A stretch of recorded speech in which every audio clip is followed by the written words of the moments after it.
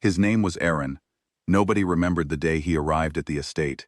He was so small, so quiet, so easy to ignore, that people simply stopped noticing him altogether. He carried water in the morning. He swept the stone floors in the afternoon. He fed the horses at night.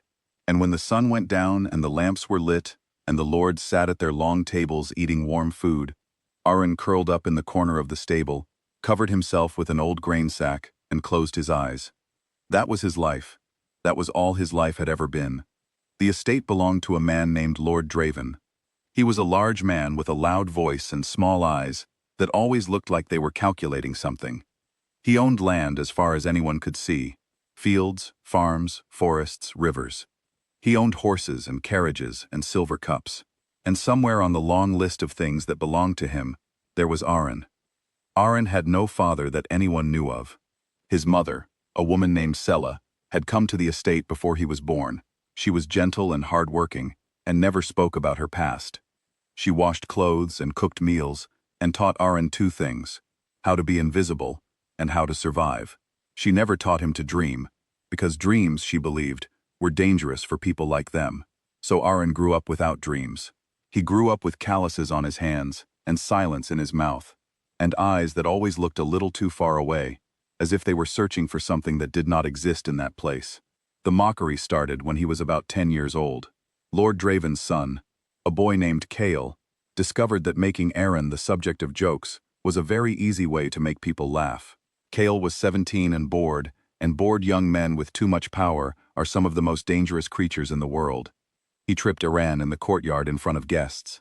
He poured cold water on him in winter and laughed when Aran shivered. He gave orders just to watch them obeyed: fetch this, carry that, kneel here, stand there. The servants watched and said nothing. They were afraid that if they showed any sympathy toward Aran, they would become the next target. So they laughed along with Kale. They whispered jokes about the boy who never spoke back. They called him the Mute and the Ghost, and other names that were meant to remind him he was nothing. Aran heard all of it. He always heard. But he said nothing. He carried the water. He swept the floors. He fed the horses. And every night, in the corner of the stable, something very quiet and very patient lived inside him. Something that watched and waited and stored every single moment away. Like a merchant, carefully counting coins in the dark. The worst day of his life came when he was 19 years old. He was crossing the main hall when he heard a sound that stopped him cold. It was the sound of his mother's voice, not speaking, not shouting, but apologizing. Over and over, in that small, broken way that people apologize when they are truly afraid. He pressed himself against the wall and looked through the doorway. His mother was on her knees on the stone floor. Lord Draven stood over her, red-faced and furious, because she had dropped a glass bowl that belonged to his late wife. It had shattered on the floor. And now he stood over the pieces, and over Sela, shouting things that no person should ever say to another person. Aran's hands became fists. His whole body became tight, like a rope pulled to its limit. He wanted to walk through that door. He wanted to stand between his mother and that man and say, "Enough. That is enough." He did not move. He stood in the shadow of that doorway and did not move. And his mother kept apologizing, and Lord Draven kept shouting, and the world kept being exactly what it had always been. That night, Aran sat in the stable, with his back against the wall, and his knees pulled to his chest, and he felt something crack open inside him. Not break. Crack open. Like an egg. Like the hard shell of something that had been waiting a very long time to hatch. He did not feel weak. He felt something much scarier than weakness. He felt the first real flame of a very slow-burning fire. What no one at the estate knew was that Aran had been learning to read. It had started 3 years earlier, almost by accident. An old man named Oben lived in a small house at the far edge of the estate. He was blind and very old, and the estate kept him around because he had once been useful, and no one had gotten around to sending him away. Most people ignored him completely, which meant he and Aran had something important in common. Oben had heard Aran moving quietly near his door one evening and had called out to him. Not unkindly, just curiously, and something about the old man's voice, calm, unhurried, as if he had all the time in the world, made Aran stop instead of running away. They talked for a short while, then a longer while, Then, every evening, Oben had been a scholar before his eyes failed him. He had read thousands of books. And all those books were still inside his head, perfectly preserved, waiting. He began to teach Aran, first with letters scratched in the dirt with a stick, then with torn pages he had kept tucked under his mattress, then with full pages, and then full books, that Aran read aloud quietly, while Oben listened and corrected him. Aran learned history. He learned about kings and kingdoms. He learned about men who had been born with nothing and died with everything, and men who had been born with everything and lost it all. He learned that power was not as solid as it looked from the outside. He learned that the men who shouted the loudest were very often the most afraid. "They will try to keep you small," Oben told him one evening, his sightless eyes turned toward the ceiling. "Not because you are small, but because they are afraid of what you will become if you are allowed to grow. Remember that. The cage is always about the zookeeper's fear, never the animal's weakness." Aran remembered. He remembered everything. The truth came to him on a cold night during Lord Draven's autumn feast. Aran was serving in the back hallway, carrying plates and cups, moving quietly through the shadows the way he always did. Two of Lord Draven's old business partners were standing near the kitchen door, slightly unsteady from too much wine, talking in the way that drunk men talk. Too loud, too freely, too honest. One of them laughed at something and then said, quite casually, as if it were not the most important sentence Aran had ever heard in his life. "Strange, isn't it, that King Aldrich's boy has been here all along, carrying buckets?" The other man told him to be quiet, and looked around nervously, but it was too late. Aran stood very still in the hallway, a tray of cups in his hands, and the words moved through him like cold water. King Aldrich's boy. He set the tray down on a table, very carefully, making sure nothing rattled. He walked to Oben's house. He knocked on the door. When Oben opened it, Aran said, very quietly, "Tell me about King Aldrich." There was a long silence. Then the old man stepped back and opened the door wider and said, "Come inside, sit down. I have been waiting a long time to have this conversation."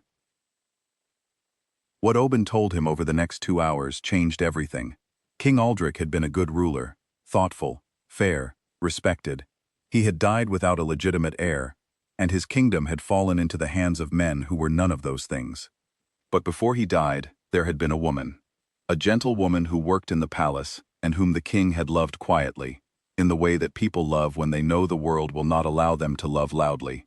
Her name was Sela. When she became pregnant, powerful men decided she was a problem. She was sent away. The child she carried was never to be acknowledged.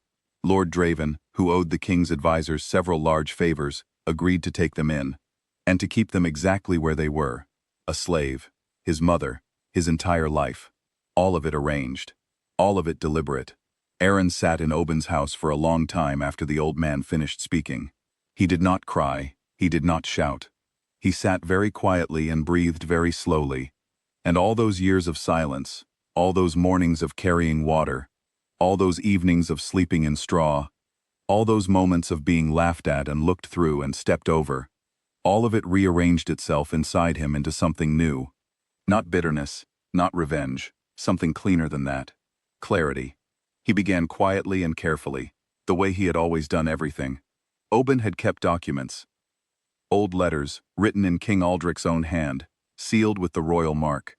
Papers that proved Sela's identity, and through her, Aran's. The old scholar had preserved them for years, waiting for a moment that looked like this one. Aran started reaching out to people, old soldiers who had served under his father and been dismissed when the new men took power, former palace staff, old advisors who had been quietly removed and replaced with yes-men. These people were scattered and poor and had largely given up. But they were not gone. And when a quiet young man started appearing at their doors, carrying letters in a dead king's handwriting and asking careful questions with steady eyes, something long sleeping began to wake up in them too. They recognized something in Aran that he had not yet fully recognized in himself. It was not his bloodline that impressed them, though that mattered. It was the way he carried himself. Years of being treated as nothing had not made him desperate or resentful. It had made him calm, unshakable. The kind of calm that only comes from having faced the worst, and found that you are still standing. One old soldier, a tall gray-haired man named Aran, who had once guarded the palace gates, met with Aran in a small room above a grain shop. He studied the young man for a long time without speaking. Then he stood up from his chair and bent his knee and said, "My lord." Aran looked at him for a moment. Then he said, gently but firmly, "Stand up, Aran. We have work to do." The day Aran returned to Lord Draven's estate, he came alone. No army, no guards, no weapons. Just a young man in plain clothes, walking through the front gate of the property, where he had spent his entire life invisible, carrying a leather satchel with documents inside it. The servants who saw him stopped what they were doing. Something about the way he walked was different. His head was not bowed, his eyes were not down. He moved through the courtyard the way a man moves through a room that belongs to him, easy and unhurried, as if the stone beneath his feet already knew his name. Lord Draven was in his study when Aran walked in without knocking. The old lord looked up from his papers, his face going through several expressions in quick succession. Annoyance, confusion, and then, very briefly, something that looked a great deal like fear, before he pushed it down and replaced it with anger. "What do you think you are doing?" he said loudly. Aran sat down in the chair across from him, the chair reserved for guests and equals, and placed the satchel on the desk between them. "I am here to show you some documents," he said. His voice was perfectly level. "I would like you to read them carefully." Lord Draven did not want to read them, but something in Aran's stillness, some quality of absolute certainty that lived in his posture and his eyes, made the older man reach for the papers anyway. The room was very quiet while he read. The council met 3 weeks later. It was a formal gathering of the remaining regional authorities, men who governed the surrounding lands, and who had the power to make decisions about inheritance, legitimacy, and law. Aran stood before them and presented everything: the documents, the letters, the testimony of witnesses who had been afraid to speak for years and were no longer afraid. Lord Draven sat at the side of the room and said very little. His lawyers spoke for him. They argued. They questioned. They suggested the documents were not real, that the witnesses were lying, that the whole thing was a scheme by a former servant boy with too much ambition. Aran answered every question calmly. He never raised his voice. He never became angry. He simply answered, clearly and precisely, and let the evidence do what evidence does when it is real: speak for itself. The council deliberated for 2 days. On the morning of the 3rd day, they delivered their decision. Aran was recognized as the legitimate son of King Aldrich. Lord Draven was required to return the estate and all properties that had been kept in his control under false arrangements. Legal proceedings began for the decisions he had made decades ago regarding Sela and her child. Lord Draven left the council room a diminished man. He did not look at Aran as he passed him, but Aran watched him go, and there was no satisfaction in his eyes. Only a kind of quiet sorrow, the kind you feel when you realize that the person who hurt you most was always, in the end, just a frightened man with too much power and too little wisdom. The moment Aran remembered longest was not the council's decision. It was the evening of the day before, when he had gone to find his mother. Sela was in the kitchen, where she had always been, doing what she had always done. She looked up when Aran walked in, and her face went through the same quiet worry it always did when something was happening that she did not understand. He sat down beside her at the kitchen table. He took her hands in his, hands that were rough from decades of work, hands that had held him when he was small, hands that had never once been still. He held them, and he told her everything, slowly, clearly, watching her face move through disbelief, and then grief, and then something he had never seen on her face before: relief, pure, deep, exhausted relief. She had known, he realized. She had known some of it at least. She had kept it hidden because she believed keeping it hidden kept him safe. She had made herself small to protect him. She had accepted everything so that he would still be alive to one day outgrow it. He did not tell her she was wrong to do it. He just held her hands and let her cry, which she did for a long time, quietly, her shoulders shaking in the warm kitchen light. Then he said, "You will never kneel for anyone again." She looked at him with wet eyes and almost smiled. "I know," she said. "I can see that now." Years later, when people talked about Aran, and they did talk about him, because his story was the kind of story that people could not stop repeating, they always focused on the dramatic part, the discovery, the council, the moment a servant boy became a king. But the people who had actually known him, The ones who had watched him closely during those years knew that the most important moment in his story was not any of those things.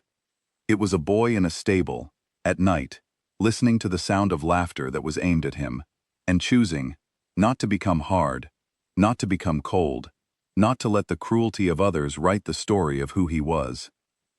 He had been mocked, he had been ignored.